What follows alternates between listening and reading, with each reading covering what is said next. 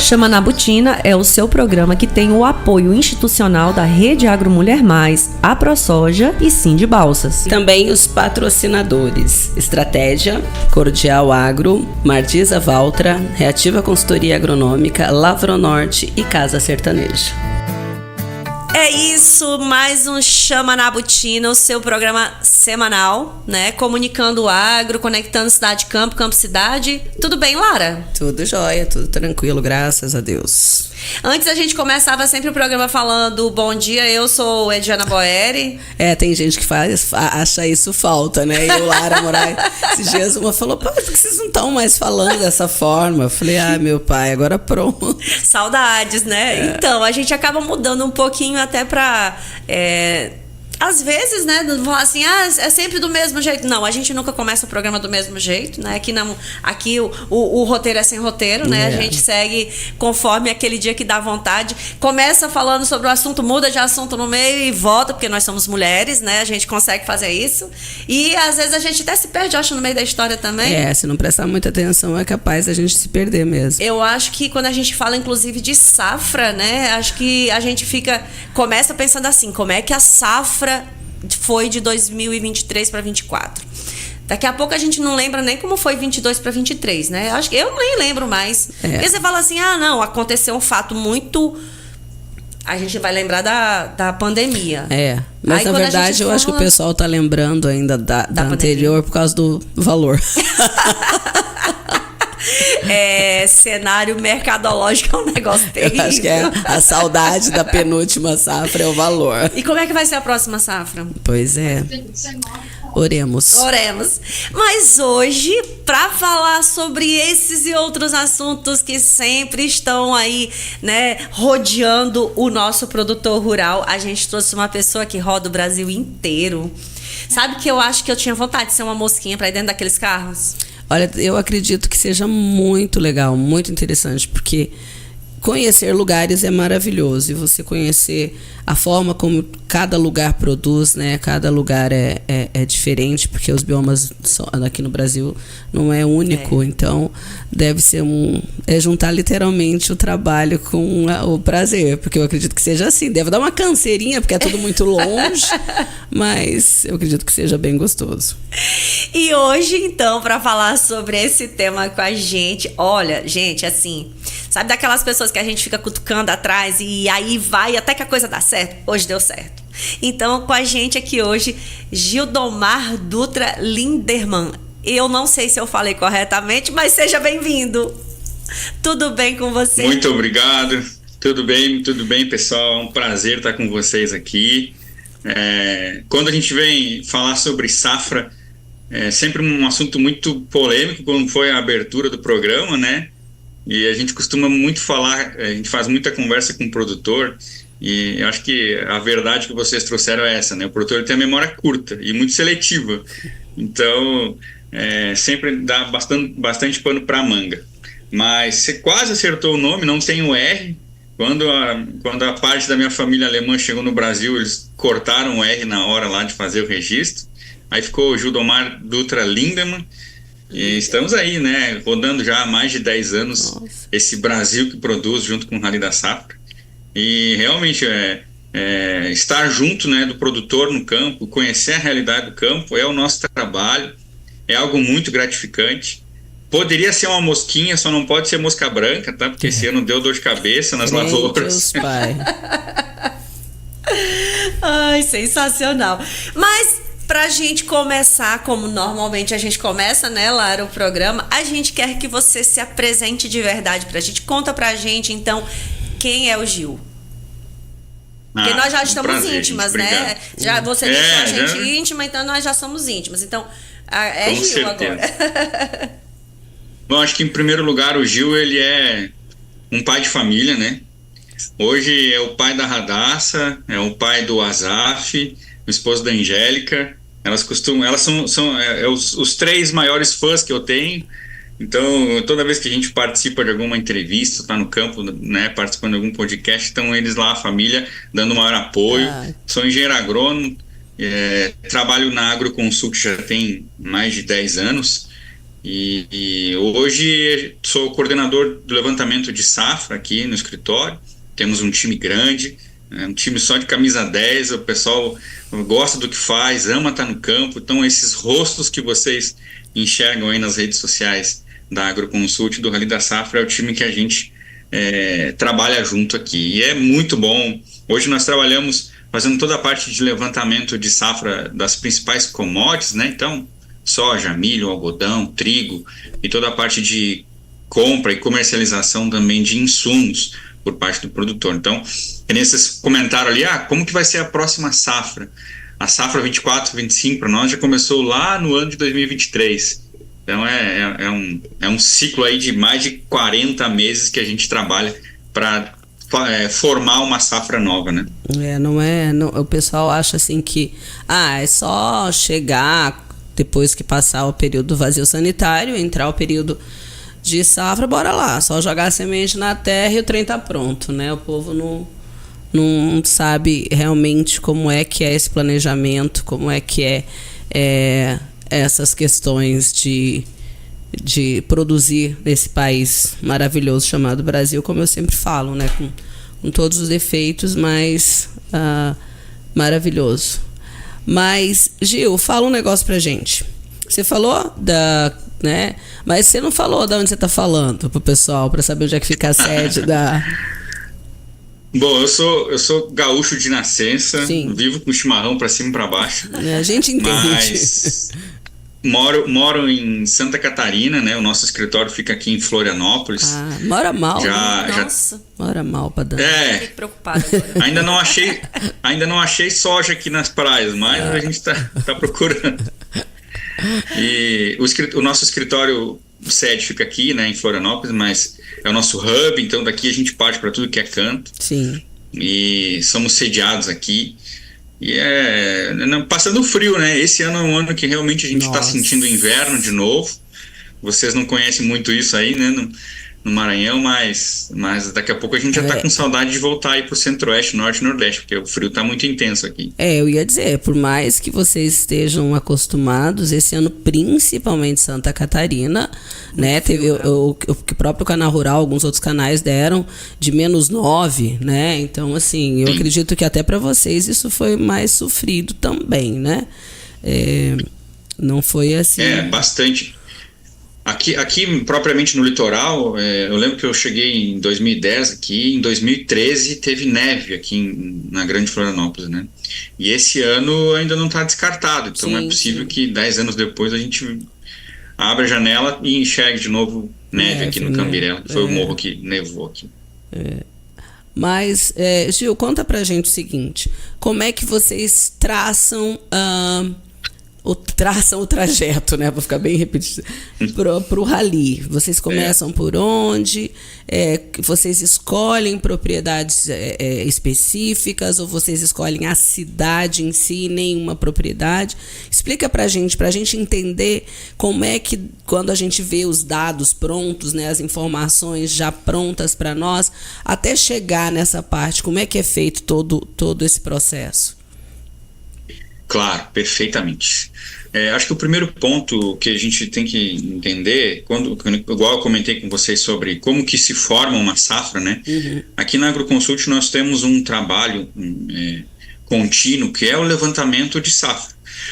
E o nosso trabalho, ele é fazer a leitura e também fazer uma previsão de safra dessas principais culturas que a gente comentou. E o Rally da Safra, ele é um dos nossos braços, ele é um produto, né, da casa, que vai a campo, além de fazer todo o network com os nossos patrocinadores, com os produtores rurais, ele é uma excelente ferramenta para atestar que aqueles dados que os nossos clientes recebem da consultoria estão corretos ou não.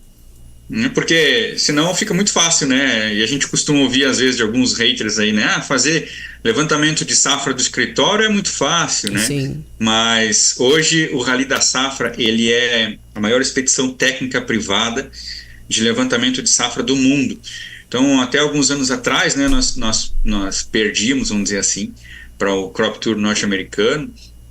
E aí, com o avançar da soja em território brasileiro, e eu falo isso porque nos últimos 10 anos, nos últimos 5 anos, crescemos quase 10 milhões de hectares. Então, o Rally da Safra precisou estar em mais lugares, precisou estar mais dias no campo. Então, desde o momento em que a safra é estabelecida, né, nós iniciamos o plantio da safra, da nova safra, o Rally da Safra já começa a ser desenhado. Então, nós temos aqui todo um trabalho de levantamento de início de plantio, início de colheita, todo o acompanhamento de desenvolvimento da cultura, né? E aí a gente faz uma projeção de que momento é melhor passar com o Rally da Safra para fazer uma aferição daquela região. Então, naturalmente, a gente tem alguns estados que saem na frente com a semeadura, né? Como é o caso do Mato Grosso, depois em seguida já vem o Goiás, né? Depois a gente retorna para o Mato Grosso, porque o Mato Grosso tem a soja super precoce que vem antes do algodão, depois vem a soja de ciclo médio tardio. Daí a gente começa a fazer todo esse desenho para que, geralmente, quando a gente está ali entre 30% e 50% da soja pronta para colheita, o Rally da Safra possa passar naquela região e fazer todo um levantamento de dados quantitativos, né, como os componentes de rendimento, e os qualitativos, que a gente olha tipo de solo, olha como é que está a palhada, olha como é que foi a plantabilidade, né? Então, uma série de indicadores que nos ajudam a chegar nos números aqui. Sim.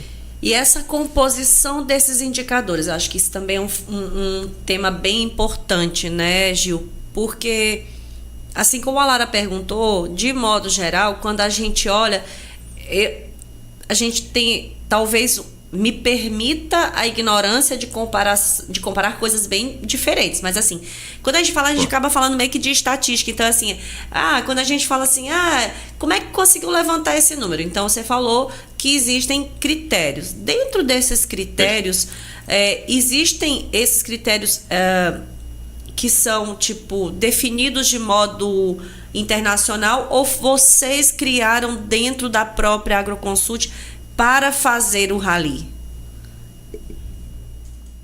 Na academia, todo engenheiro agrônomo ele aprende a fazer uma estimativa de safra, seja da cultura que for. Sim. Então, nós temos alguns indicadores, por exemplo, que são internacionais, dá para dizer assim, que são universais. Okay. Então, os principais componentes de rendimento, né? Vamos pensar na cultura da soja. Eu preciso saber quantas plantas eu tenho por hectare, quantos grãos eu tenho por planta ou por metro quadrado, né?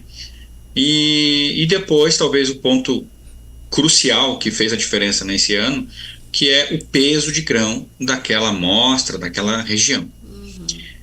O nosso trabalho, ele é estatístico.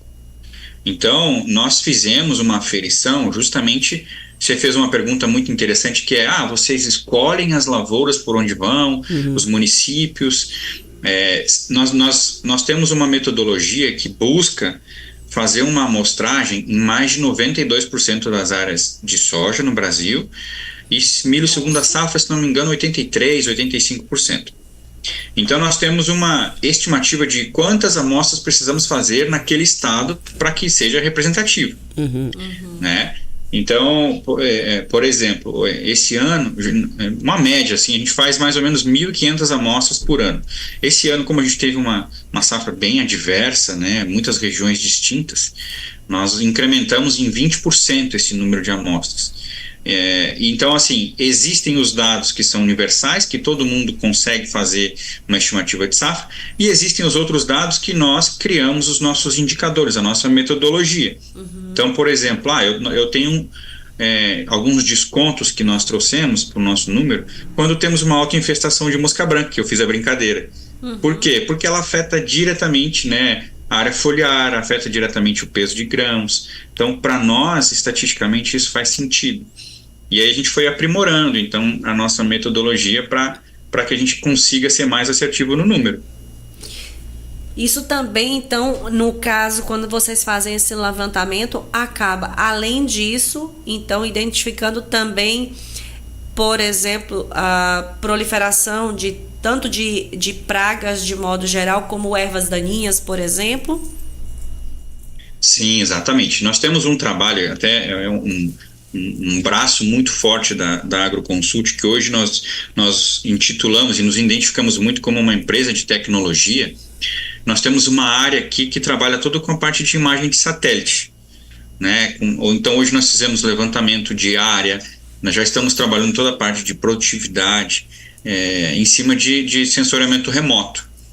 Então, assim, nós temos um acompanhamento por parte desse nosso time de geotecnologia, de nos mostrar, olha, esse ano a gente tem um incremento de área em determinada região, né, em áreas onde que anteriormente era um pasto ou em cima de outra cultura. E aí quando nós vamos a campo, a gente faz essa aferição através do que, por exemplo, que tipo de resíduo eu tenho na palhada? Então a gente faz um cross-check. Agora, essa pergunta que você trouxe faz muito sentido, porque nós temos nos nossos patrocinadores uma empresa de cada segmento. Então, o pessoal que trabalha, por exemplo, com defensivo quer saber como que está esse ano a infestação, por exemplo, de praga, de doenças e de plantas daninhas. Então, esse é um dado que o Rally da Safra também retorna. A gente faz todo esse levantamento aí quantitativo, faz levantamento de plantio direto, né, de condições físicas do solo, por exemplo, se tem compactação. Vou fazer uma pergunta que você responda da forma que você entender melhor, mas é porque assim, eu acho que talvez gere inclusive essa curiosidade. Você falou num ponto bem importante, e aí é interessante porque assim, é impossível realizar um rally sem dinheiro, né? Até porque é um investimento muito alto, tanto de equipe, de equipamentos, igual você falou, quando a gente fala de tecnologia dedicada para o campo, essa questão de mapeamento são custos elevadíssimos. E como que é feito esse levantamento? Você falou das empresas. Essas empresas, elas patrocinam por rally ou tipo por temporada? E depois essas informações, elas são compartilhadas exclusivamente com essas empresas porque elas patrocinaram?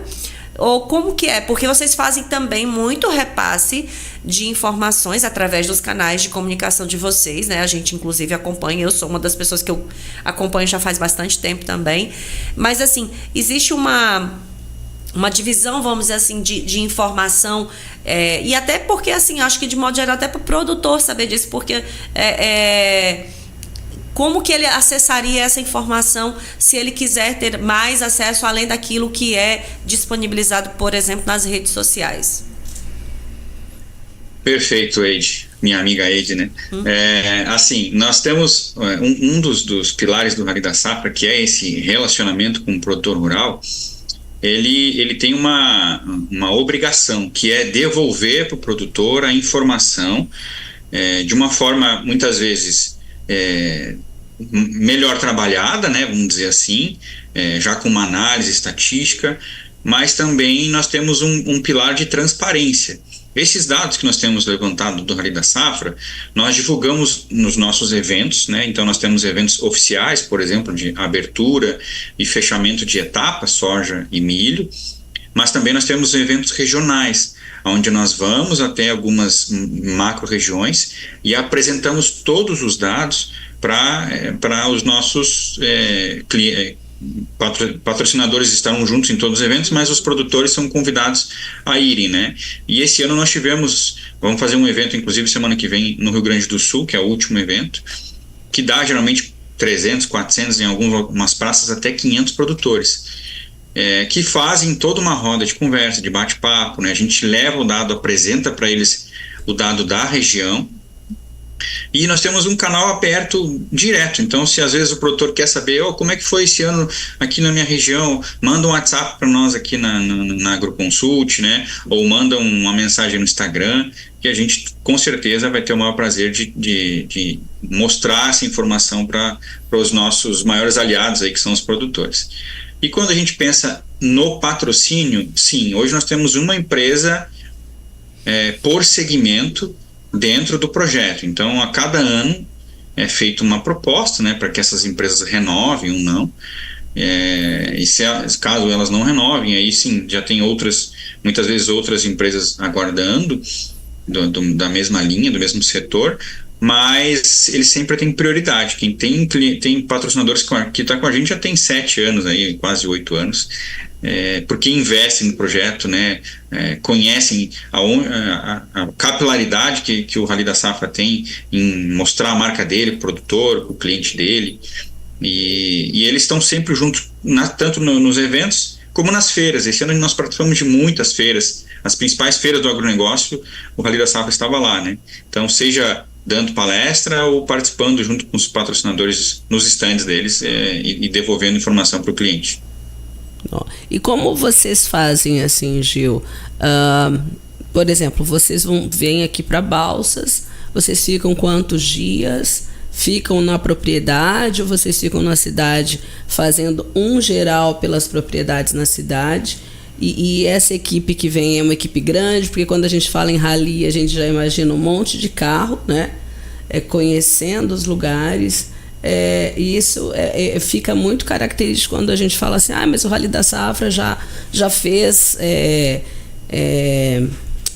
Lucas, já fez, estou dando exemplos, né? Primavera do Leste. Sim. Então, como é que vocês fazem isso quando vocês chegam numa localidade?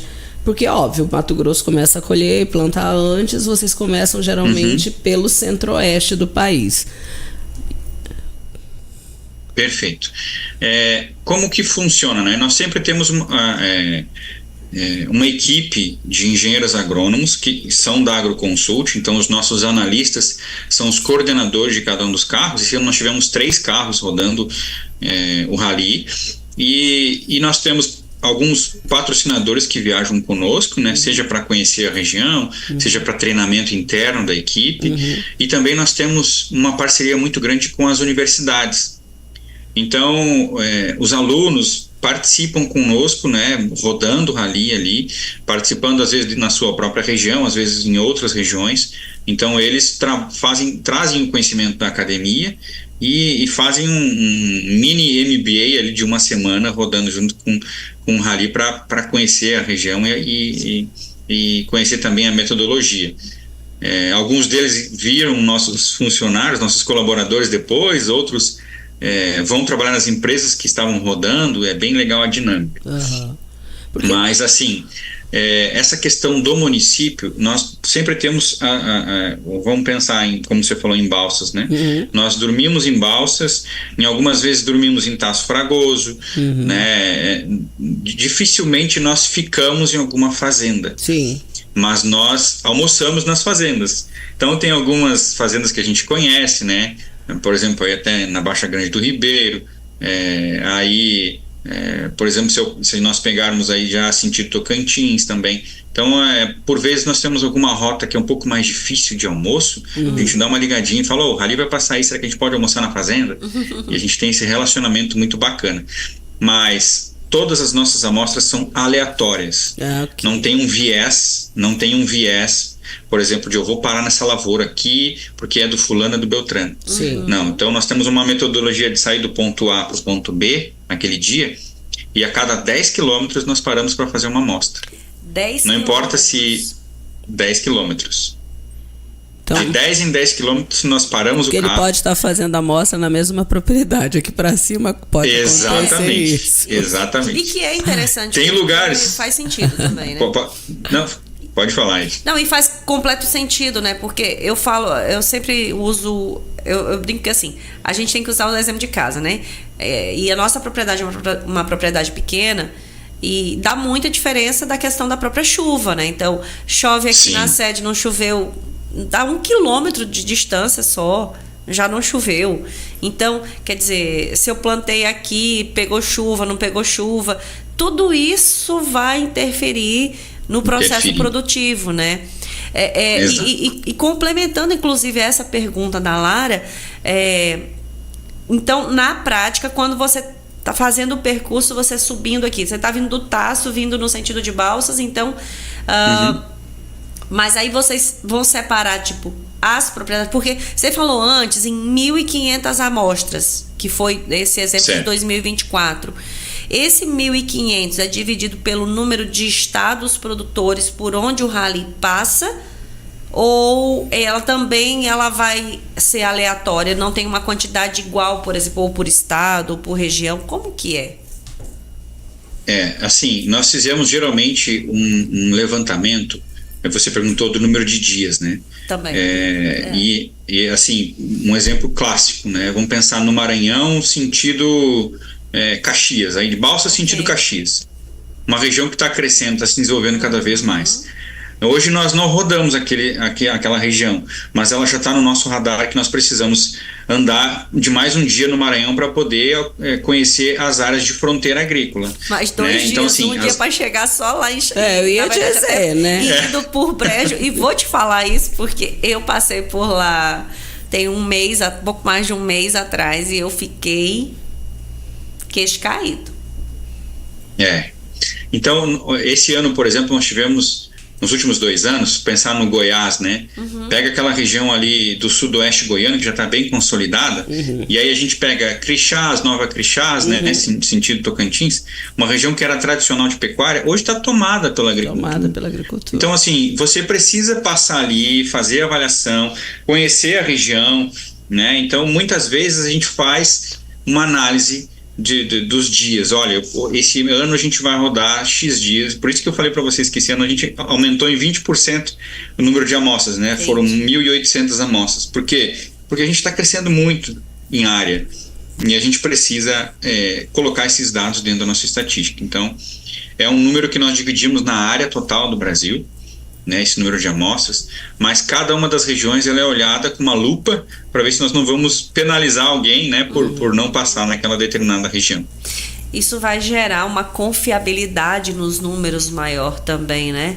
E para efeito de estatística, dá uma estabilidade melhor também de números? Sim, com certeza. Eu acho que esse é o principal ponto, né? Porque você tem pensando, vocês comentaram sobre 2-3 anos atrás, né? Da soja de R$200. E naquela época, nós estávamos em plena pandemia e ninguém queria rodar, né? Todo mundo tinha muito medo de estar nos aeroportos, de estar na rua. E o Rally da Safra, na etapa da soja, ela estourou em março, abril, né? Nós estávamos rodando. 15 de março. E então, assim, nós não deixamos de ir a campo para fazer um levantamento. Foi um número reduzido de pessoas. Almoçávamos dentro da caminhonete com a marmita, mas, assim, a confiabilidade do dado só vem através de um número expressivo aí de amostras, né? De visitas, de conversas. Até porque a pandemia chegou com a lavoura plantada, né? Então ninguém arriscou deixar. Não tinha né? Como, porque o prejuízo no Brasil, no mundo, ia ser muito grande, né? Então o pessoal do agro literalmente arriscou e foi. Nós tivemos propriedades aqui de praticamente 70% dos colaboradores pegarem Covid, né? Mas seguiu-se, né? Mas não tinha como. Usar aquela expressão dos trancos e barrancos, né? Os trancos e barrancos, mas ninguém parou, né? Exato. Essa realmente foi uma verdade. Ninguém parou no sentido agro, literalmente. Foi onde coube a frase "o agro não para", foi justamente no período da pandemia. Porque, né, literalmente, como você me disse, né, não tinha como. Você tinha que colher, porque as dívidas não paravam, a pandemia não pegou boletos. Então, assim... O boleto não esperou. Então não dava, né? E não teve, assim, apesar de ter sido uma coisa mundial, não houve nenhum bônus, né? Como de repente agora, para dar um fôlego pro pessoal do Sul, tá tendo um adiantamento, né? Aliás, um adiamento para pagamento de dívidas. Então, de dívidas, exato. Então não teve, e aí corria-se atrás. Mas e esses colaboradores de vocês, Gil, vocês têm olheiros aqui para cada lugar, como você falou na questão de Caxias, né? Falou lá em Crixás, que essa região eu conheço bem. Eu sempre comentei isso com a Ediana, porque é um trecho que eu faço pelo menos 2 vezes por ano. Então, assim, eu desde... Vixe Maria, nem me lembro quando. Então, eu literalmente vi o gado indo embora, e a lavoura tomando conta. E é o que eu sempre... chegando. A lavoura chegando, e é o que eu falo pro pessoal, né? Você falou que nós aumentamos 10 milhões de hectares, é isso mesmo que você falou no início? Isso. E as pessoas não conseguem... mas aí vocês desmataram muito. Não, tinha muita área que já estava aberta. Eram áreas que algumas estavam com rebanho bovino, caprino, e outras que estavam degradadas, porque não estava mais... Sim. Né, porque o gado teve um período que não deu, e justamente essa região que você falou, a gente passava por muitas propriedades que você não via, em alguns pastos, cabeça de gado. Então, o pessoal foi arrendando a propriedade, tentando mudar de área, e isso a soja e o milho, segundo a safra, crescendo como cresceu. E nós estamos vendo aí como é que o Brasil está produzindo soja dessa forma, e o milho também, segundo a safra, graças a Deus, né? Suprindo as necessidades do mundo inteiro, porque essa produção ela não é exclusivamente nossa. E então você teria, né, que eu comecei perguntando se você teria olheiros. Olha, cara, aqui está começando, está avançando. Como é que vocês vão ficando sabendo? Porque a gente sabe que muitas vezes, assim, nós estamos aqui no Maranhão e tem algumas peculiaridades aí mesmo de Santa Catarina que a gente não sabe para onde está expandindo. Uma ou outra pessoa vão saber, porque tem conhecidos por aí, mas no geral essas informações não são tão fáceis de chegar a gente assim. Tão difundidas, né? Isso. Eu acho que esse é um dos pontos bacana desse time que roda o Rally da Safra, que faz parte do time de levantamento de dados aqui da Agroconsult, na qual eu também faço parte. Nós temos uma rede de relacionamentos com o Brasil todo. Hoje a gente se relaciona, vamos falar assim de uma maneira mais geral, Brasil, Argentina e Paraguai. Então nós temos toda a parte do levantamento de dados primários de todos esses 3 países, né? Então, assim, quando você pensa em olheiros que você fala, são todos esses nossos parceiros, que são técnicos, né, agrícolas, né, que são alguns produtores, mas, por exemplo, engenheiros agrônomos que trabalham nas empresas, consultores autônomos, muitas empresas aí que são parceiras, né, de eventos que rodam ali da safra com a gente. E um exemplo que eu trouxe para você são os estudantes. Então, nós sempre tivemos estudantes que rodam ali com a gente. Então, naquele momento, naquele ano, ele é um estudante. Daqui a 1 ano, 2 anos, ele passa a ser um informante, passa a ser um parceiro. Então, ela deve ultrapassar aí umas 5 mil pessoas, eu acho, que nós temos contato quinzenal, às vezes semanal, para trocar informação sobre condições da safra de um modo geral. E aí, até legal de trazer esse dado, deixar aberto para quem está escutando, né, para o nosso ouvinte, de que essa é uma rede aberta. Se você, por exemplo, é estudante ou é engenheiro agrônomo ou trabalha numa fazenda e gostaria de receber os informativos, né, da Agroconsult, e aí eu falo informativos condição de safra brasileira, então, né, Edilar, assim, é uma forma de você saber o que está acontecendo no Brasil, no termo de safra, ou algumas perspectivas de mercado. Toda terça-feira a gente encaminha esse boletim para a nossa rede de informantes. Então, quem quiser fazer parte, só entrar em contato com a gente aí na Agroconsult, né, no Instagram, ou procurar aí Gildomar Lindemann no Instagram também, manda uma mensagenzinha e a gente adiciona a turma aí para fazer parte dessa nossa rede de informantes e receber os nossos materiais. Adorei, rede de informantes. Não, eu já estou me sentindo na Polícia Federal. Mas, vou adicionar vocês na base também. Mas você sabe que eu acho que é interessante, por exemplo, a gente acaba escutando muito isso também em rodas de conversa com produtores. Muitas das vezes também o produtor ele acaba tendo receio de passar informação e eu não tiro a razão também, né? Eu acho que a gente lida realmente com 2 pesos, 2 medidas nesse sentido, dentro de um cenário internacional, e eu diria que o pior, nem vou dizer o que é pior, porque na verdade eu acho que os dois são ruins. A gente tem um cenário internacional que é assim, como que a gente acaba vendo, né? Eu tô falando isso com base nas conversas que eu escuto também, tá? Então, assim, nada do que eu tô falando aqui é o que eu penso e nem é verdade. Mas é aquilo que a gente escuta. Então, tipo, quem é o maior comprador? A China.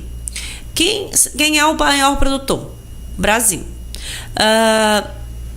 Dentro desse cenário, a gente tem o mercado local, né? Olhando tanto para a soja quanto para milho, por exemplo.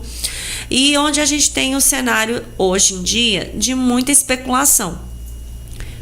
E eu vejo isso tanto fora quanto dentro. Dentro, eu acho que até pior, né? Porque assim, se olhar até dentro do país, às vezes tem tanta especulação que você não sabe para que lado ir. O exemplo do milho, acho que atual acho que o grande problema que a gente tem hoje, vamos dizer assim, do ponto de vista do custo de produção versus o custo da comercialização, o valor da comercialização de modo geral. E aí, quanto você tem estocado? Aí o cara fala assim, mas para que eu vou te passar essa informação? Por que eu vou te informar isso? Porque afinal de contas você está me perguntando isso para botar meu preço para cima ou para baixo? Porque se você sabe que o mercado tem uma grande quantidade de produto, automaticamente esse preço vai ainda mais para baixo e essa conta cada vez mais tem uma tendência de não fechar. Então, teoricamente, a gente poderia ter num momento posterior, um momento futuro, uma próxima safra, inclusive uma redução ainda maior de oferta, né, de menor plantio. Ou ainda questões que envolvem aí, por exemplo, coisas que a gente escuta, a proteção da área do milho. Então, a pessoa planta esse milho é uma semente de boa procedência, ele faz todo o controle de pragas, né? Esse ano foi um grande problema a questão, por exemplo, né, da lagarta e por aí vai. Então, cigarrinha também. Exato. Então, estou perguntando isso no sentido de como que é isso para vocês? Como que vocês lidam com esses cenários, com essas informações? Tá bom. Ed, acho que tem um ponto bem importante que ajuda a responder a tua pergunta, que é o seguinte: num ano de super safra, todo mundo vai bem. Todo mundo acerta. Né? Todo mundo gosta de falar, eu estou produzindo 100 sacos, eu estou produzindo, né, 80 sacos. Agora, num ano de quebra, todo mundo quer segurar a informação. Às vezes eu não falo nem para o meu vizinho, né? Então, assim, nós como entidade, acho que o primeiro ponto que nós gostaríamos de deixar claro é que, assim, nós não compactuamos com o erro ou com a mentira. Então, a nossa informação, e é por isso que nós rodamos tanto tempo no campo, é por isso que nós estamos há tantos anos rodando, é de trazer para o nosso mercado o número mais fiel de uma estimativa de safra. Em alguns anos, isso é muito bom, é muito proveitoso de fazer, porque nos últimos anos nós tivemos safras espetaculares, né? Pensando em Sudeste para cima, Centro-Oeste principalmente, vocês aí também no Norte e no Nordeste. Agora, num ano onde a gente tem uma quebra de safra, é muito sensível, porque o produtor, que é o teu principal aliado, e é aquele com quem você deve trazer uma informação fidedigna, por vezes ele olha, como você falou, e pensa assim, eles estão dizendo que a safra é maior, mas, eles estão querendo ferrar com a gente.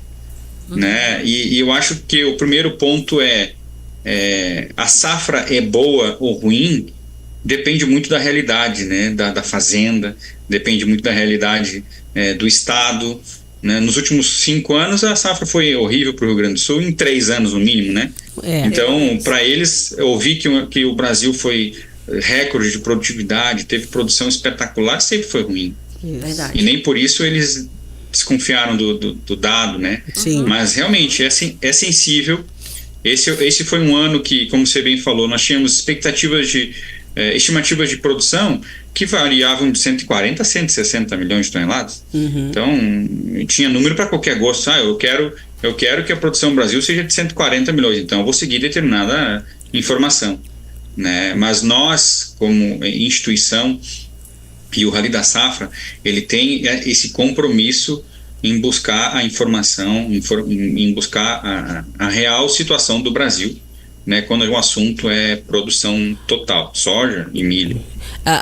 Então e pegando o gancho nessa tua fala, Gil, já que terminou, né, a gente já sabe, já está comercializando, qual foi a discrepância, a queda de números? Porque o próprio mapa tinha uma projeção de toneladas e você que está, né, mexendo literalmente com os números, qual foi isso? Você tem a noção do percentual que foi esse para menos, né? Porque foi para menos, não foi para mais.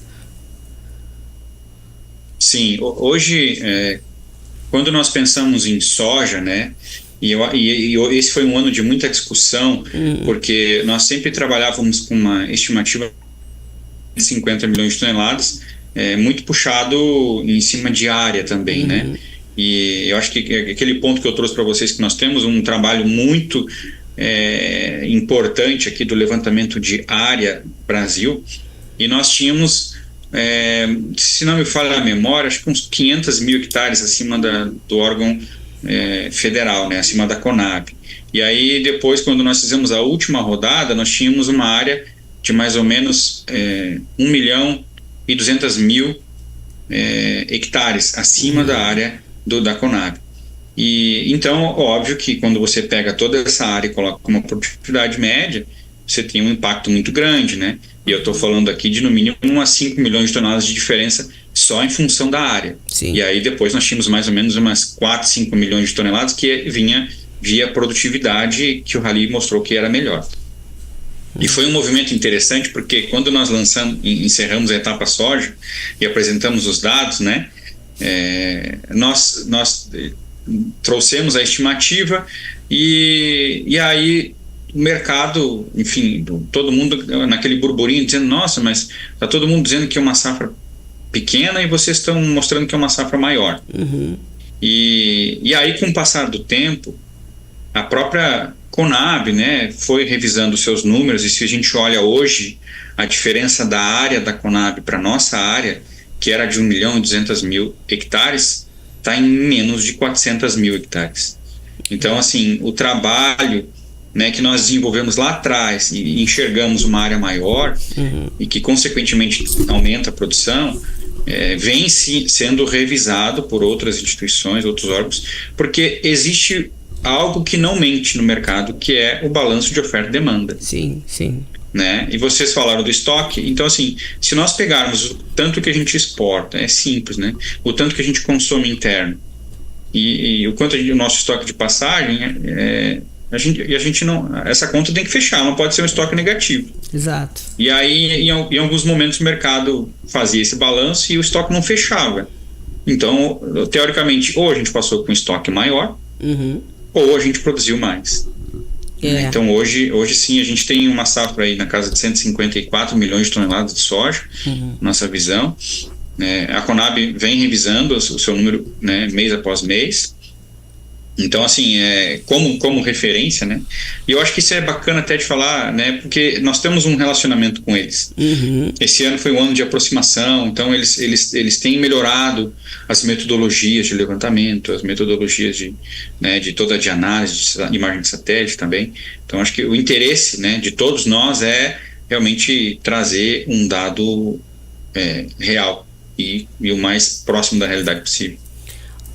E aí é isso que eu também ia me perguntar para você, né? Os órgãos governamentais que trabalham com agro, eles pedem essas informações, eles trocam figurinha com vocês ou não? Não se interessa. Eu vi que você falou que a Embrapa, né? Conab. Né? Conab participa. Tá, assim, cada um dos órgãos tem a sua metodologia de trabalho, né? Então, tanto os órgãos estaduais quanto o órgão federal já faz esse trabalho também há um bom tempo. Alguns órgãos nós temos relacionamento, mas de uma forma mais informal. né? Então, por exemplo, vamos fazer um evento no Paraná, né? A turma do DERAL que fica ali, muitas vezes a gente troca uma informação com eles, né? Conversa para fazer uma troca de informação saudável. Aí no Mato Grosso, o pessoal do IMEA. E até esse é um dado, assim, não é uma reclamação, mas existem alguns estados, né, super tradicionais e consolidados, que nós não encontramos as informações, né, públicas, vamos pensar assim, né? Ainda tem muitos estados carentes de informação, de uma estrutura para fazer um correto trabalho nessa área de levantamento de dados. Sim. Então, Mas isso você fala dentro do estado como governo de estado, como produtores, de que modo que essa informação não é estruturada, só para independente de qual seja o estado? Tá. Não, eu acredito que até eles tenham a informação, né? Porque existem muitas secretarias, se for pensar nas prefeituras hoje, né? Mas por vezes é o interesse, eu acredito, do Estado em tornar público, às vezes, uma informação. Né? Vou trazer um exemplo bem claro para vocês. Hoje, quando nós falamos em milho, a gente vamos plantar milho. Ok, o Brasil planta milho na safra de verão.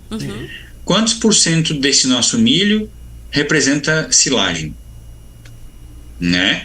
Milho silagem não é milho grão. Isso. Então, assim, existem estados que têm um dado aberto. Falam, eu tenho X mil hectares de milho, silagem, e o tanto é milho grão. Isso traz uma segurança para a indústria, por exemplo, né? A indústria que está dentro do estado dele, de dizer, olha, esse ano a gente tem vamos pensar assim, uma segurança para o nosso trabalho, que o estado vai produzir tantos de milho. Mas tem estado que não faz essa distinção, né? Ele não sabe, não tem uma leitura. Então, às vezes, talvez falte um pouco dessa estrutura aí para. E aí, quando falta o produto lá na frente, por quê, né? Considerando que a informação anterior era outra, então. Eu fico pensando talvez pelo lado do produtor, né? Eu sou produtor dentro de um determinado estado. Talvez eu gostaria de ter essa informação do estado que eu participo, que eu estou inserido, de saber qual é o tamanho da produção, qual é o tamanho da área, né? E por vezes não ter que pagar por essa informação. Interessante, principalmente observando por esse ponto de vista, né? Porque aí a gente volta de novo no meu comentário anterior, de que o produtor acaba se negando, né? Ou não passa a informação completa, porque ele tem sempre o receio, né? E isso não aconteceu à toa, porque realmente ao longo do tempo as taxações que vieram para o agro, elas vieram como uma coisa imposta e não como uma coisa conversada, né? Então chega um ponto que tudo o produtor começa a desconfiar. Quer dizer, para que você precisa dessa informação? Por que eu tenho que te dar essa informação? E aí, por outro lado, vem o uso da tecnologia, que o próprio Estado também está fazendo uso para fazer esse levantamento E aí é interessante, porque assim, o que a gente tem de área aberta, se a gente olhar para o estado do Maranhão, o que é possível ainda de se abrir, o que de área que modificou a cultura, né? Então, é um cenário realmente muito misto, né? Muito grande, é uma variabilidade muito grande, né? Pensando, eu acho que todas as regiões de fronteira agrícola hoje, elas modificam muito rápido de um ano para outro, né? 2 anos atrás, 3 anos atrás, quando a gente estava com a soja de R$200, você rodava ali da safra, você não parava de enxergar calcário na beira da estrada. Estava todo mundo preparando a área, né? Eu acredito que tem muita área pronta para ser semeada e o produtor não vai usar, né, não vai converter ela em lavoura esse ano por causa do custo, né?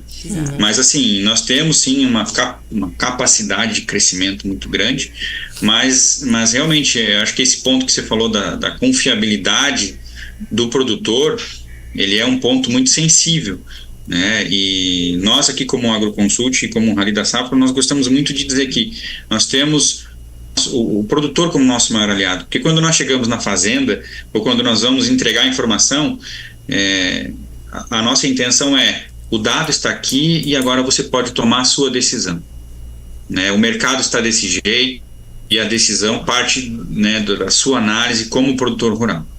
Nós não estamos aqui para dizer o que você tem que fazer, né? E a maior pergunta que a gente mais recebe: quando que eu tenho que vender minha soja? Né? Quando que eu tenho que... Pergunta de milhões. É. E eu vou aproveitar a pergunta de milhões para a gente fazer um intervalinho, né? Claro, para a gente falar dos nossos patrocinadores, né, Lara? Porque Exato. senão, assim como a Agroconsult, a gente tem que pagar as contas, né, no final do mês. E aí a gente quer, claro, agradecer sempre aos nossos patrocinadores aqui super oficiais e muito especiais que estão com a gente nesses... Olha, a gente está com mais de 3 anos, né, Lara? Então, assim, a gente tem uma gratidão tão especial. Cara, e nós começamos com a pandemia mesmo, né? Nós começamos na pandemia, né, amiga? Então, assim, né? Lavronorte, né? Concessionária aí, John Deere, Mardiza com a concessionária Valtra, a Estratégia, né? Que tá todo o suporte aí para contratação, técnica de segurança, parte ambiental. Cordial Agro, né? Seguro, a gente não fica sem seguro, né? No agro, fora do agro. Então, por isso que a gente fala, se conectando cidade, campo, cidade, nossos patrocinadores servem para todos os meios também. Reativa Consultoria e a nossa mais nova patrocinadora, Casa Sertaneja, com tudo para a sua construção. Lá você, do começo ao fim da obra, você tem tudo de material de construção. Que você só não encontra o que não tem. Porque provavelmente você não ia precisar. Exatamente. Olha, eu vou te falar uma coisa, você sabe que eu tava dando risada ontem? Pense numa galera do marketing da Casa Sertaneja. Eu vou tirar o chapéu, viu? Eles são mesmo. Olha, eles estão juntando aqueles memes de Instagram.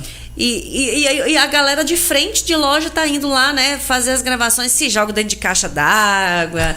Não, eu acho o máximo, dá vontade de ir lá comprar, acho que a caixa d'água só pra fazer a mesma coisa nesse calorão.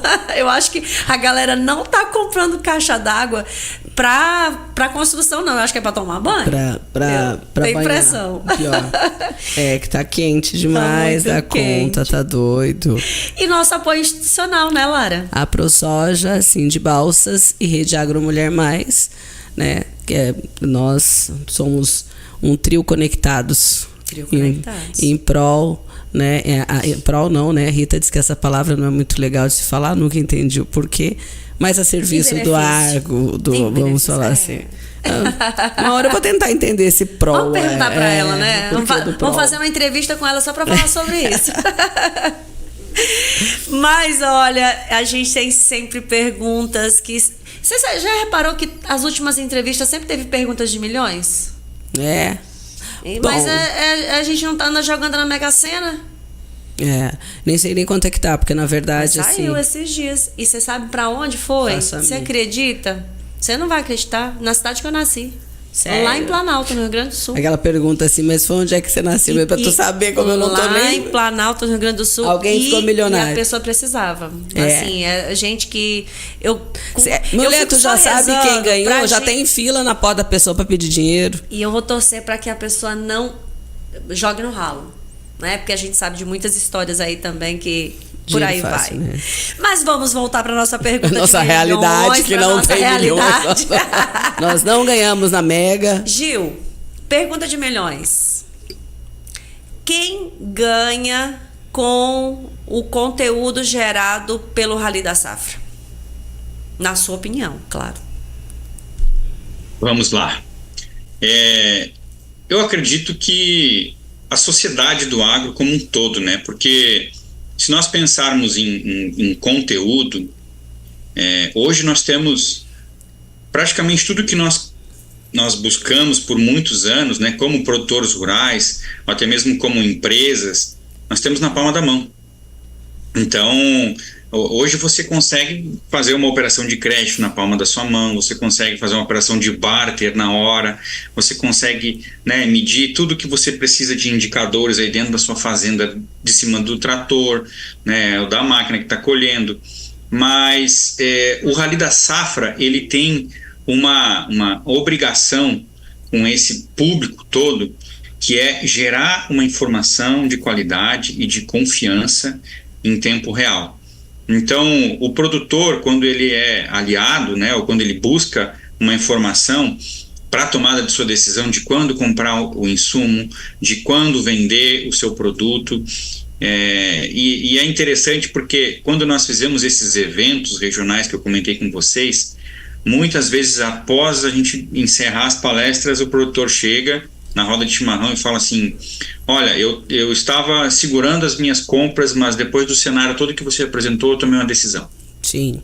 E eu vou trabalhar em cima, né, com os meus agrônomos, com a equipe lá da fazenda, para que a gente consiga fazer uma média boa, uma relação de troca boa. Então, toda essa informação gerada pelo Rally da Safra e pelo AgroConsult, ela tem uma única função, que é permitir ao produtor receber um dado, né, confiável para que ele tome a decisão e possa ter uma rentabilidade maior para o seu negócio. A rentabilidade, de modo geral, a gente percebe que ela vem realmente de dois lados, né? É acertar na hora de vender, mas ele precisa acertar dentro de casa primeiro, né? Sim. Nas últimas 3, 4 safras, se vocês são produtoras, vocês vão saber muito bem disso. Nós ganhamos uma safra de presente na comercialização. Sim. Quem comercializou bem, né, fez uma safra a mais num único ano. Então, assim, o produtor rural, ele faz algo muito bem. Ele produz. Ele sabe produzir como ninguém. Da porteira para dentro, ele é mestre. E aonde que é o maior gargalo, talvez, né?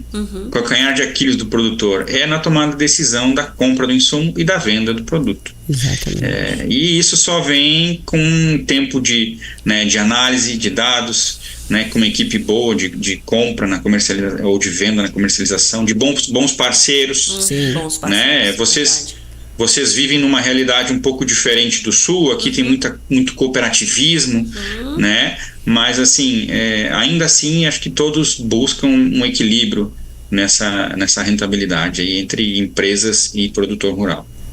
Essa questão até da diferença, né, do tamanho das propriedades também, acho que é um item que chama a atenção para essa região mais meio norte, vamos falar assim, né? Porque você pega todo o Goiás, o próprio Mato Grosso, né? As propriedades são realmente grandes e acaba que o cooperativismo é menor e acaba sendo uma coisa mais individualista na questão das negociações de compras de insumos, né? Principalmente. Sim.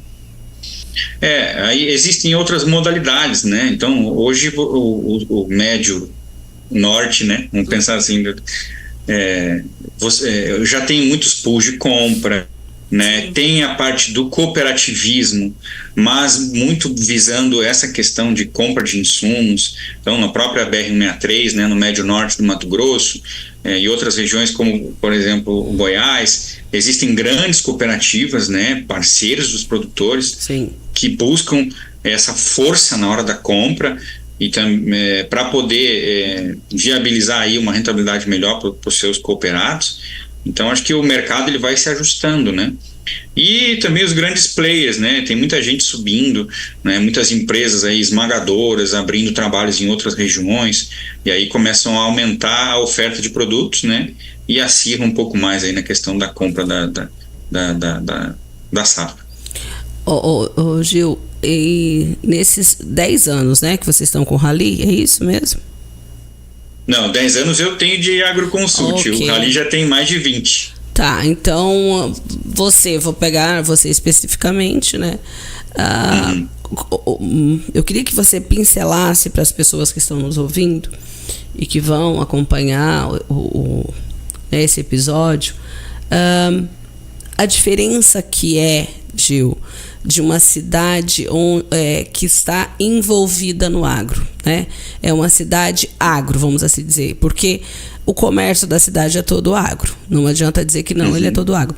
Eu queria que você dissesse para nós, porque vocês passam por lugares que não tem o agro como principal fonte de renda da sociedade.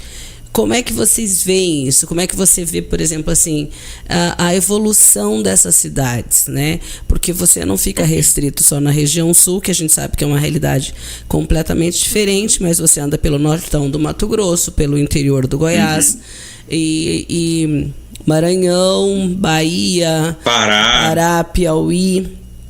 Então, assim, exato. Eu queria que você falasse, para que as pessoas entendessem o que é esse diferencial, por favor. Claro. Ao longo desses anos, nós temos um projeto parceiro nosso que se chama Rally da Pecuária. Maurício Nogueira, muitos anos toca esse projeto, e eu tive a oportunidade de rodar com eles alguns anos, e eles focam basicamente em conversas com os produtores, rodando a região pecuarista do Brasil. E aí, Lara, nós temos uma diferença dentro do agro. Imagina, uma cidade que é tipicamente ligada com a pecuária já tem uma diferença muito grande de uma cidade que tem a agricultura como seu braço direito. Então, dentro do próprio agro, nós temos uma distinção já. Imagina das cidades que não têm o agro como seu motor, né, como a sua motriz ali financeira e de desenvolvimento. Mas, assim, quando nós olhamos para essas áreas de fronteira agrícola, nós fizemos um trabalho aqui no meio do Rally da Safra, que é visita aos produtores. Então, temos um mês inteiro só fazendo conversas com os produtores dentro da fazenda. Nós captamos muito esse sentimento de entender o que falta, qual é a necessidade do produtor para ele, por exemplo, abrir o trabalho numa nova região, né? E assim, eu acho que o principal ponto é infraestrutura, né? Uma cidade que recebe o agro, que tem capacidade de transformação, por exemplo, da pecuária para a agricultura, ela necessita de uma estrutura, seja uma estrutura de serviços, né, onde não tem muitas vezes peças para o maquinário, não tem oficinas especializadas, porque hoje nós estamos falando de tratores, de maquinários de milhões de reais, né? Então, assim, você precisa levar toda a tua infraestrutura, ter uma equipe muitas vezes especializada para trabalhar, e aí é um ponto principal, talvez uma das maiores dores do produtor rural, que é trabalhar com pessoas, né? Então precisa de uma mão de obra qualificada, mas principalmente precisa de um colaborador que sinta que aquele negócio faz parte da vida dele, né? Porque quando ele tem um senso de dono, né, da propriedade, ele encara aquele negócio de uma forma totalmente diferente. Sim. Mas assim, vamos pensar em municípios que estão se desenvolvendo, né? Hoje, algumas regiões, né, como o Cealba, né, aí que está se desenvolvendo mais para o litoral. Então, assim, é uma região que ainda falta infraestrutura de armazém, não tem estrada, né, é uma região que ainda, por exemplo, precisa de cultivares, né, de materiais que estejam adaptados a isso, né. Eu nasci e me criei numa cidade chamada Jaguarão, no sul do Rio Grande do Sul, tipicamente de produção de arroz. E aí, por anos, tentaram trabalhar com soja e não conseguiam, e a soja na área de várzea era bem difícil. E aí, quando, né, a Embrapa e as empresas, todas detentoras, conseguiram vencer essa barreira do material adaptado para aquela região, transformou a realidade das pessoas. Os municípios começaram a crescer, né? Então, o IDH melhorou, o PIB melhorou. Então, tudo começa a se transformar quando o agro chega no município. É um diferencial, né? Um divisor de águas. A gente vê aqui, né, pelo nosso estado hoje, a posição que Balsas se encontra. Eu não sei de quantos anos você conhece Balsas, mas para quem fica 2, 3 anos sem vir aqui, ela está muito diferente, né? Ela cresceu demais e está cada vez mais explodindo, vamos assim usar essa palavra, né? Com novas empresas chegando, mais gente para trabalhar. Então a cidade está bem pujante mesmo. Não é à toa que nós não somos um município muito grande, mas somos o 3º PIB do estado, né? Então se torna uma referência, se torna uma referência, porque ela também é diferenciada até na questão dessa miscigenação e da mistura de culturas, além da mistura de pessoas, né? Então, a Balsas é conhecida nacionalmente, de raro você, principalmente quem está no mundo agro, não saber onde fica e que a cidade está nessa pujança. Gil, o que você tem, assim, para para falar hoje para o produtor, né? Nessa questão de 24, 25, o que você, de tudo que vocês viram andando por aí, o que você vê desse cenário, essa guerra que ainda continua? Tem dia que a televisão mostra, tem dia que a TV não mostra, a gente não lembra que está rolando uma guerra lá, mas é um país que também é produtor e que exporta insumos para a gente. E o que você acha disso tudo? A gente tem uma eleição aí que para o mundo, né, que já começou a trancos e barrancos, essa campanha. O que você vê, assim, tipo, se for coisa ruim, você finge que eu não perguntei, pula, tá? Fala aí, eu não sei, eu não posso responder essa pergunta. Então, assim... não, deixa ele falar a verdade. A verdade é sua, grupo. É o compromisso, coisa, assim, é o compromisso. Aquele pai... Ele falou que o compromisso não, eu sei, mas fica aquele pai assim, olha, no Coelhinho da Páscoa esse ano não veio, porque não tinha galinha pra botar ovo, até você explicar que o ovo e coelho não rola mesmo, então... Acho que nesse ponto, né, Laura, a gente tem que dar um passo para trás para entender um pouco de como que funciona o nosso mercado, né? Sim. E a oferta e demanda, ela faz a total diferença no dia a dia. Então, se nós pensarmos em América do Sul, por exemplo, nós tínhamos ano passado uma Argentina que não produziu 30 milhões de toneladas de soja, né? Então, esse ano ela voltou para o mercado. Nós tivemos um Rio Grande do Sul que teve seus problemas, não foi uma safra cheia no Brasil. Sim. Então, assim, nós tivemos entre os trancos e barrancos ali uma safra, vamos pensar, um pouco mais normal. Agora, quando a gente olha para a próxima safra, e aí eu me permito falar de uma cultura que vocês escutam muito, mas ainda não está muito presente no mundo de vocês, que é o trigo. Sim. E nós temos um ano difícil para uma cultura de inverno, como o trigo, né? Começamos mal em alguns estados, como Paraná e São Paulo, e o Rio Grande do Sul tardou para plantar por causa daquele excesso de chuvas. Sim. E o mercado estava muito desfavorável. E aí a guerra influenciou diretamente no preço do cereal. E aí o que aconteceu? Na janela final, alguns produtores foram atrás de semente para tentar plantar um pouquinho maior da área. Então, assim, nos últimos 2, 3 anos, nós aprendemos que tudo pode mudar da noite para o dia.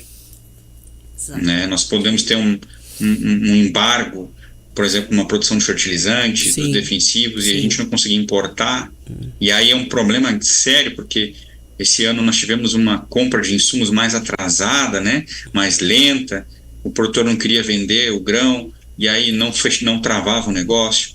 E a indústria ficou um pouco receosa, assim, será que nós vamos conseguir puxar todo o fertilizante, entregar a tempo?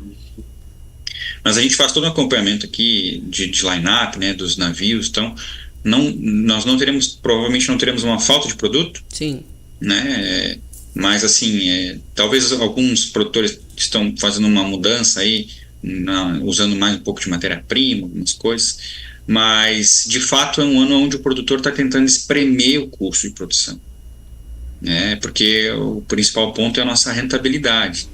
E pensando que a gente está falando da safra 24, 25, e a gente já tem os Estados Unidos plantando, né, que passou por todo aquele rally ali de clima, né, olha a chuva, né, então nós temos teoricamente aí uma safra dentro de uma normalidade. Se nós pegarmos o próprio Brasil, mesmo que a gente não cresça em área, mas a gente tem os estados produzindo dentro de uma linha de tendência, facilmente a gente tem uma produção acima de 170 milhões de toneladas. E isso traz um pouco de receio, né, para o produtor e para o mercado, porque se nós não tivermos um incremento forte na nossa demanda, né, principalmente lá que nem a Ed falou, dos chineses e tantos outros parceiros que nós temos comerciais, a gente tem uma sobra do estoque aqui, sobra de material, e com certeza pressiona os nossos preços.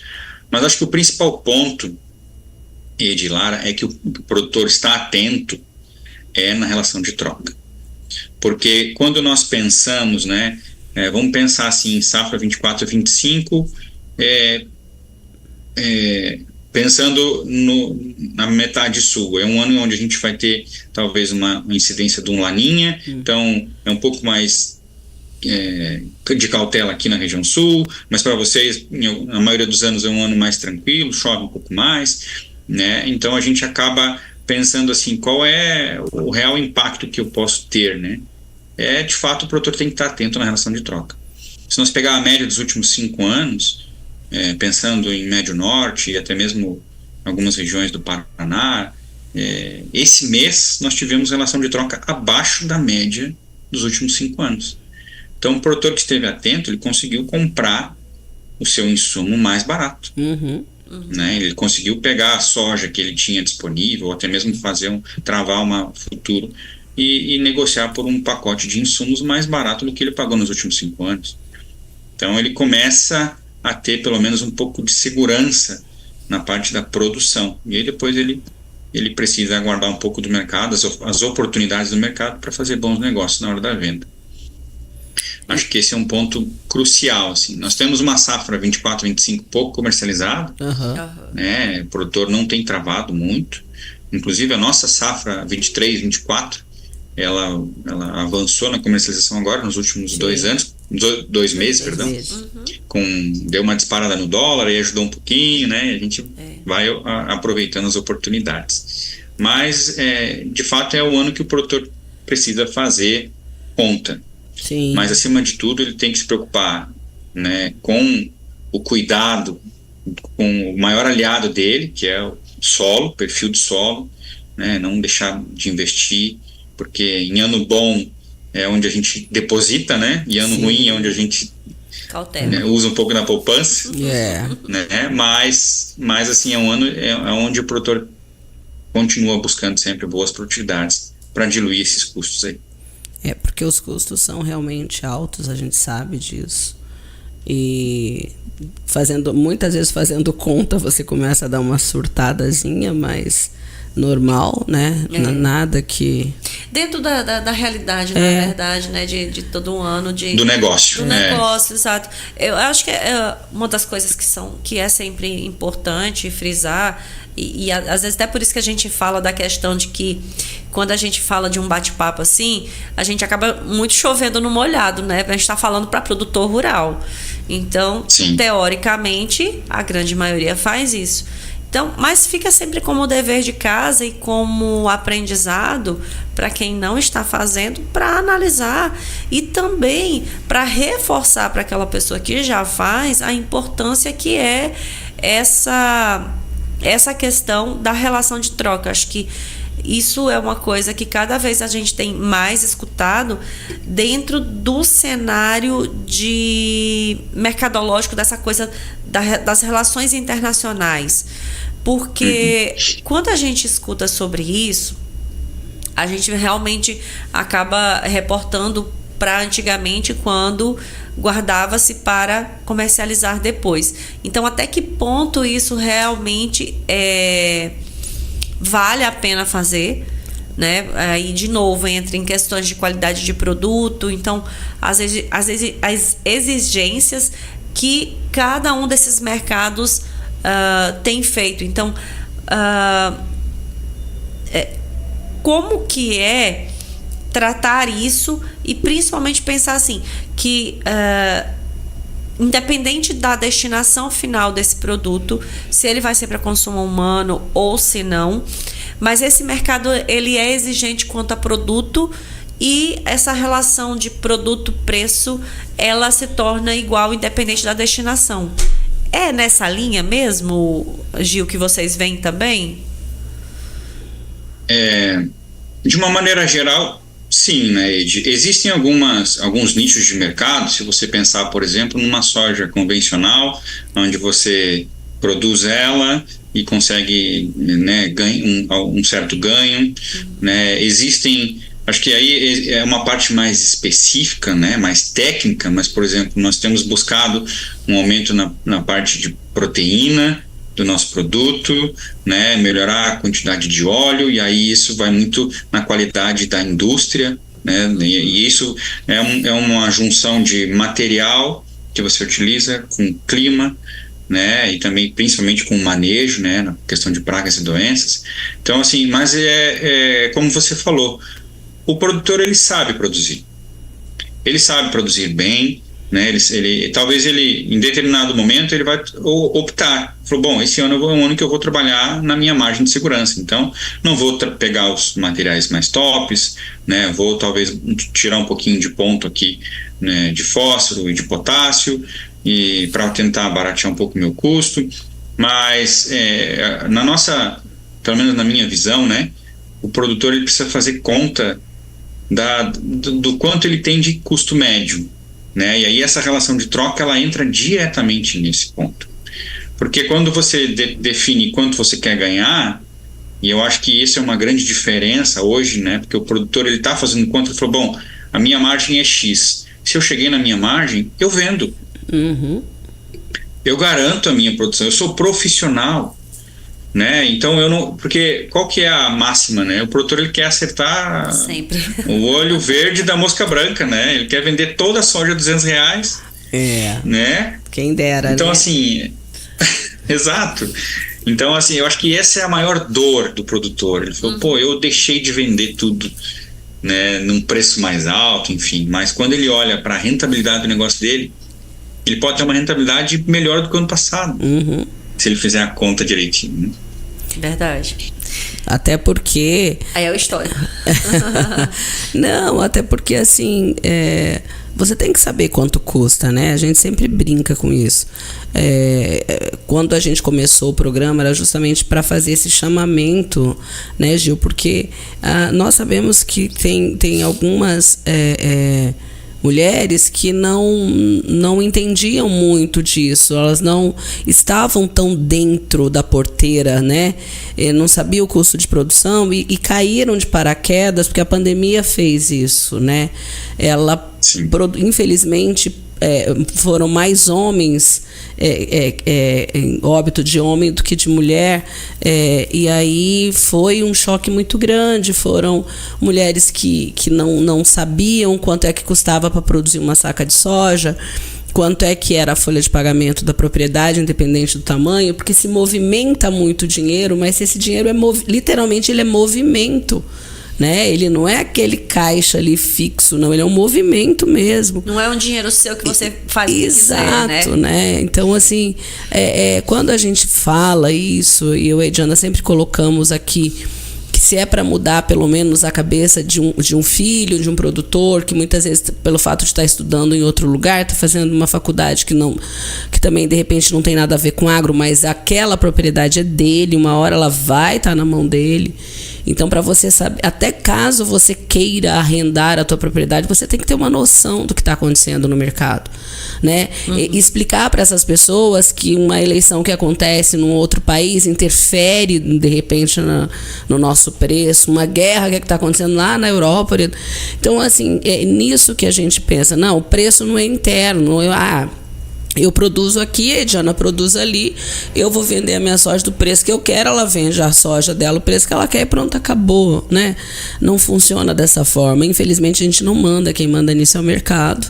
E o mercado tem hora que ele tá bonzinho com a gente estava, né? Foi um ano que a gente se comportou bem, então ele pega e fala, vocês foram bonitinhos, então agora... Mas não é sempre assim. E como é que vocês veem aí, Gil? Assim, falei vocês, mas na verdade eu estou conversando só contigo, não tem como você falar em nome das outras pessoas.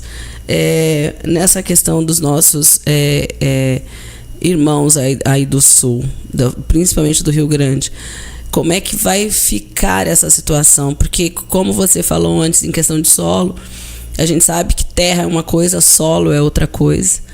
E como é que vai ficar o Sul, né? Porque a gente sabe, como você disse, 3 anos já vem assim, né, passando por situações. Ou é seca, ou é excesso de chuva, ou é agora literalmente enchente que veio e lavou o teu solo.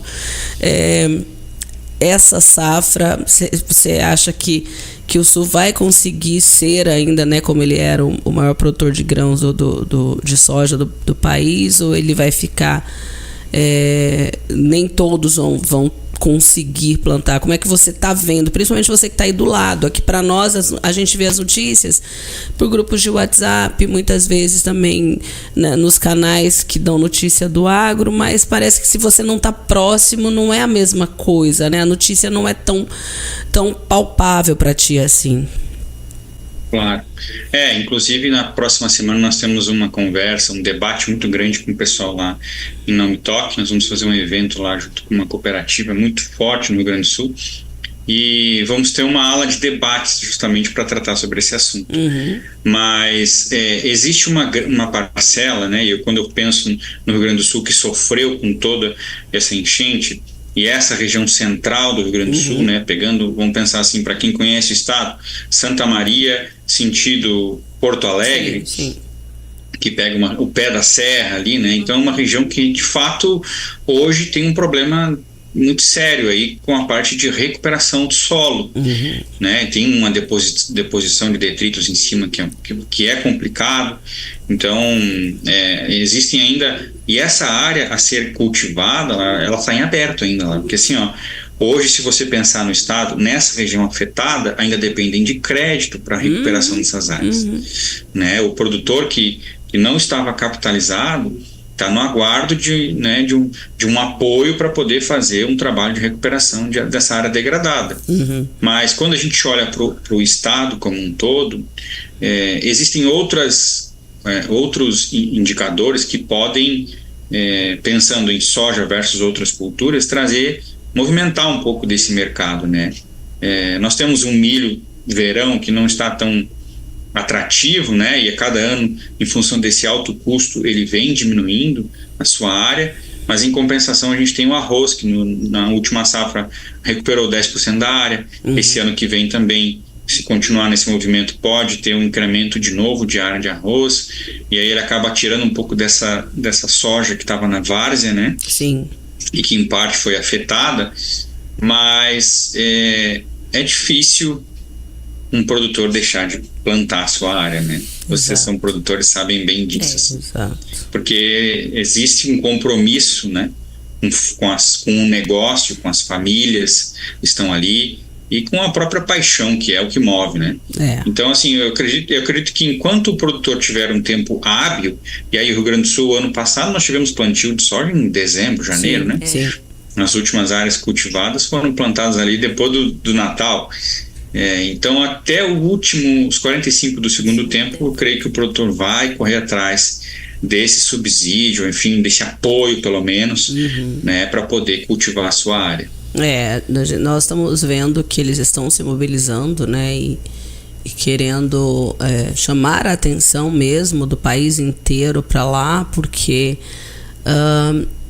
infelizmente o estado, que é um estado muito produtor, o que a gente percebe, né, assim, no geral, Gil, é que ele está só no sentido governamental do país, não do estado, né? Eu estou falando do país, que eu acho que não percebeu ainda a gravidade que é isso para um estado com potencial que é o Rio Grande do Sul. E isso entristece um pouco a gente, porque, como você falou antes, 2 anos, as coisas mudam. Ali foi literalmente em um mês. Em um mês o que você levou. A gente sabe que tem nós já conversamos, a gente conversou com a Kátia aqui, a propriedade dela tem 100 anos. Então, assim, não é uma coisa que você, né, muda de cidade, vai para outro lugar, some, vai exatamente, né? É a casa que tu nasceu, a propriedade que teu avô tava ali. E fora esse emocional, né, tem essa questão, como você falou, do financeiro, porque a gente sabe, Gil, eu e Diana, você, a gente que está prestando atenção, nós sabemos que tem aquele produtor que ele coloca 1 mais 1 igual a 2, e desse 2 eu posso tirar meio. E tem aquele outro que não vê assim. Então, pode ter sido pego de calça curta, né, sem ter um estoque, sem ter uma safra na frente, uma safra... Fora o fato de que, na verdade, a maioria dos produtores reinveste aquilo que ele... Então, ou seja, ele perdeu tudo, né? Porque o produtor não tem o costume de guardar dinheiro no banco, gente, pelo amor de Deus. O produtor não é investidor financeiro, né? O investimento dele, o solo, ele joga tudo ali. Tá tudo ali. Tá tudo embaixo, fazenda, é terra. Tá tudo embaixo da terra. Equipamento, o próprio produto que está armazenado na propriedade, são os animais, a casa, o carro que ele levou uma vida inteira para conseguir trocar o maquinário. Exato. Não, e que a única, eu acho que o único ser que eu me lembro, assim, né? Nada comparando, até é ridícula a comparação, mas que enterrava dinheiro para não colher grão, foi o Pablo Escobar, né? Era o único que literalmente enterrava dólar, mas o produtor não, aquilo lá é o dinheiro dele, tá debaixo da terra, né? Para esperar e fazer um pacto com São Pedro para que não apareçam certos tipos de coisa. Mas enfim, vamos torcer, vamos pensar assim que de repente os nossos governantes tenham uma visão do que desse impacto total para o país, né, da questão até de arrecadação, e tenham um olhar mais carinhoso para esse lado e que venha uma safra 24, 25 abençoada, que o preço vá de 2 anos atrás, que a gente... Amém. Né? Na verdade, que todo mundo tem que ser. Né? Positivamente, né? Preço, insumo. Sim. Chuva, muita coisa, chuva, né, sol, chuva. O número de variáveis aí, né? Então, esse glamour geral que o pessoal vê, não vê as noites assim de suspiros pensando no que vai rolar amanhã. Como você enxerga a tua visão, Gil, com base no históricos de rally e próxima safra, assim, se você pudesse resumir isso, como você resumiria? Qual a tua percepção? Imaginando dentro daquilo que você perguntou até antes, né? A Lara, vou refazer a pergunta dela no sentido assim de como você enxerga dentro de todos esses cenários, mesmo com todas essas orientações que você já colocou, mas assim, olhando para se você fosse assim fazer um resumo, como você imagina que seria a próxima safra? Difícil pergunta, né? Mas ao mesmo tempo eu acho que é uma safra, ano após ano, o produtor ele vem se especializando, né? E se especializando no sentido de estou pronto para realizar uma operação no momento em que a oportunidade aparecer na minha frente.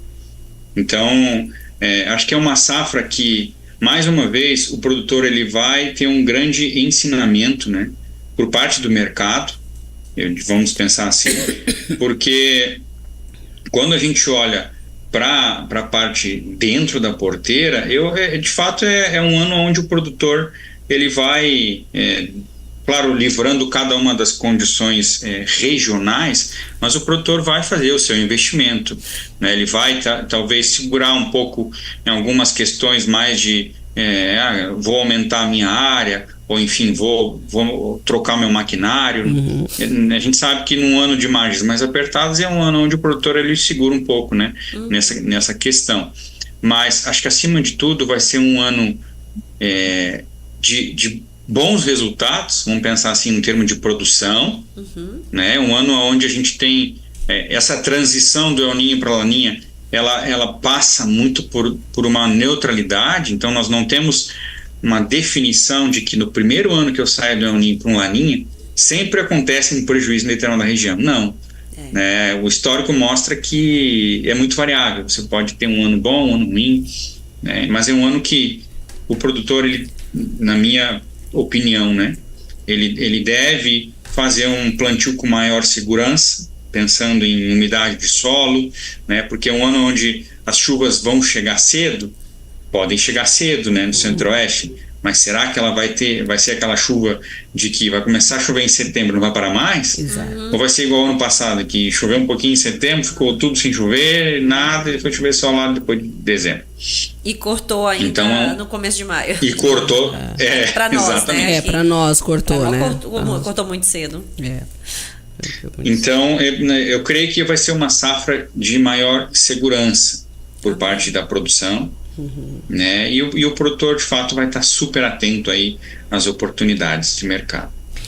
A Lara antes perguntou, na verdade fez um comentário e até me surgiu uma outra questão que, claro que não é ponto realmente de análise, provavelmente, mas como você, pela sua experiência, pela sua vivência com o rally também, ela falava sobre a questão da mulher, né, principalmente pós-pandemia, e aí a gente sabe que realmente foi um cenário que acabou acontecendo com uma frequência maior. E hoje a gente tem os cenários basicamente que é essa maior presença, não presença, mas a presença mais participativa dentro do agro, nas questões administrativas, vamos dizer assim, mas é porque na questão da mulher, né? Então a mulher sempre esteve dentro do campo, mas ela não aparecia tanto.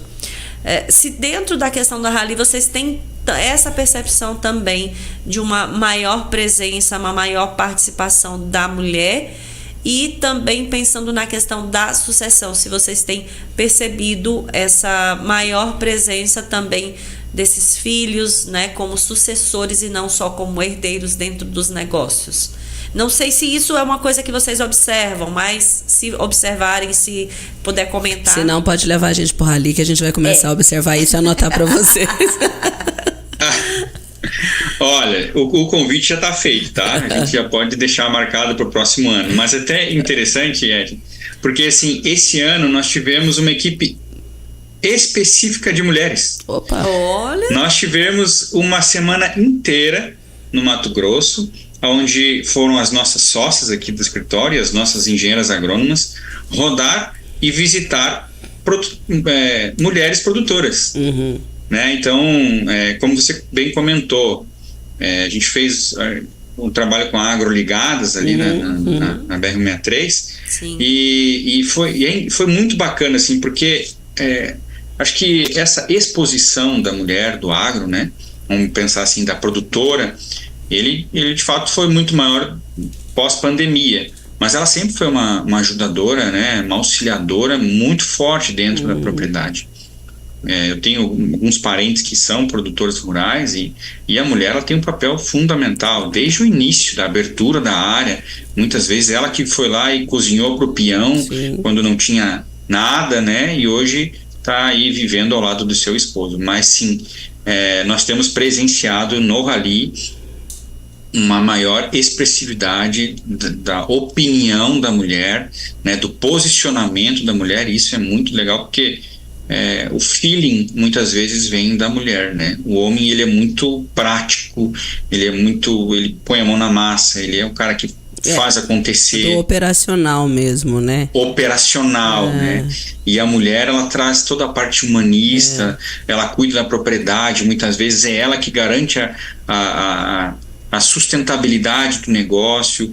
E também acho que o ponto que você bem tocou aí nessa parte dos filhos, né, de toda uma sucessão familiar, que é algo que ainda eu acredito em algumas regiões, um grande problema para os produtores, né, porque existem muitos filhos de produtores aí que foram para outras profissões, né, e acabam que a propriedade fica sem um amanhã. Ela tem os herdeiros, mas ela não tem o sucessor para seguir aquilo não que tem já o sucessor, né?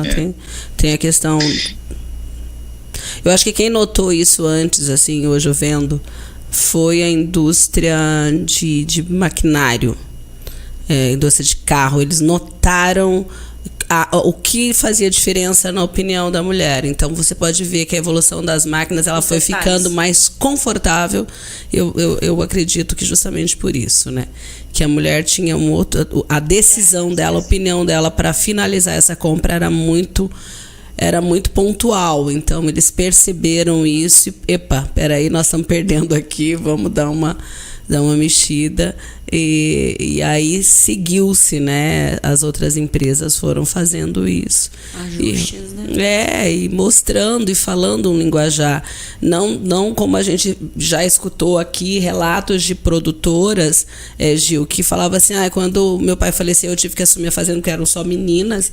Eu chegava, ninguém me dava bola. Quer dizer, poxa, mas ainda é a propriedade, ainda é o segmento. Ninguém prestava atenção. Ou de vez em quando brinca aqui, né, com a Ediana. Não, quem que é ela? Ela é a filha do seu Sérgio. Ela não tem uma identidade, né? Então, assim, hoje não. Hoje as revendas já estão, né? Não, ó, dona Diana, né? Não sei o quê, já pergunta. Então, essa